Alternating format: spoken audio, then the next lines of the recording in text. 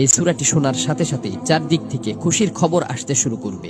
এই সূরাটি মূলত তারাই শুনবেন যারা খুবই অভাবে আছেন, কষ্টে আছেন, কোনোভাবে যাদের মনের আশা পূরণ হচ্ছে না, যারা গরিবি দূর করতে চান, ঋণ পরিশোধ করতে চান, এবং যারা চাকরি হারিয়ে দিশেহারা হয়ে পড়েছেন, কোনোভাবেই কোনো মাধ্যম খুঁজে পাচ্ছেন না।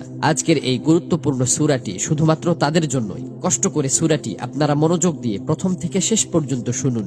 ইনশাআল্লাহ এই সূরাটি শোনার উসিলায় আপনাদের সকল অভাব অনটন গায়েব থেকে দূর হয়ে যাবে, সকল ঋণ পরিশোধের ব্যবস্থা হয়ে যাবে, মনের সকল অপূর্ণ আশা আকাঙ্ক্ষাগুলো পূরণ হয়ে যাবে। আপনি যা চাইবেন সাথে সাথে তাই কবুল হবে ইনশাআল্লাহ।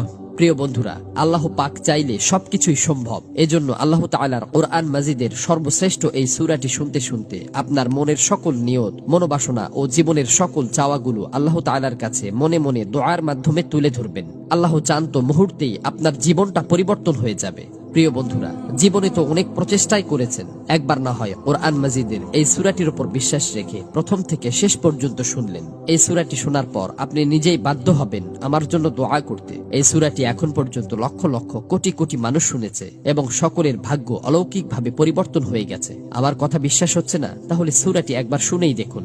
এই সূরাটি মূলত কোরআন মাজিদের অন্যতম গুরুত্বপূর্ণ ও পাওয়ারফুল একটি সূরা। সূরাটি এ পর্যন্ত যতজন শুনেছে ততজনের সকল নিয়ত আল্লাহ তাআলা পূরণ করে দিয়েছেন। মনের ইচ্ছা পূরণের জন্য এই সূরাটি সর্বশ্রেষ্ঠ সূরা। আমি শুধু মুখেই বলছি না, সূরাটি শোনার পর আপনারা নিজেরাই প্রমাণ দেখতে পাবেন। এজন্য কোরআন মাজিদের উপর বিশ্বাস রেখে দ্রুত সূরাটি একবার শুনে নিন। ইনশাআল্লাহ সাথে সাথেই রেজাল্ট পাবেন। মহান আল্লাহর কাছে দোয়া করি, হে আল্লাহ, যারা যে নিয়তে যে উদ্দেশ্যে এই সূরাটি সম্পূর্ণ শুনেছে এবং শুনবে, আপনি তাদের জীবনের সকল উদ্দেশ্য এবং মনের সকল আশা আকাঙ্ক্ষা গায়েব থেকে পূরণ করে দিন। আমিন। কমেন্ট বক্সে আপনিও আমিন লিখে উন্মুক্ত দোয়ায় শরীক থাকুন, কেননা কে জানে যে কার মুখ থেকে বলা আমিন কখন কবুল হয়ে যায়। তো চলুন সূরাটি শুনে নেওয়া যাক। আউযু বিল্লাহি মিনাশ শাইতানির রাজীম। বিসমিল্লাহির রহমানির রহিম।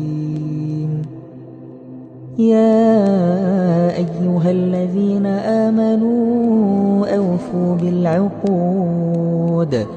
أحلت لكم بهيمة الأنعام إلا ما يتلى عليكم غير محل الصيد وأنتم حرم إن الله يحكم ما يريد يا أيها الذين آمنوا لا تحلوا شعائر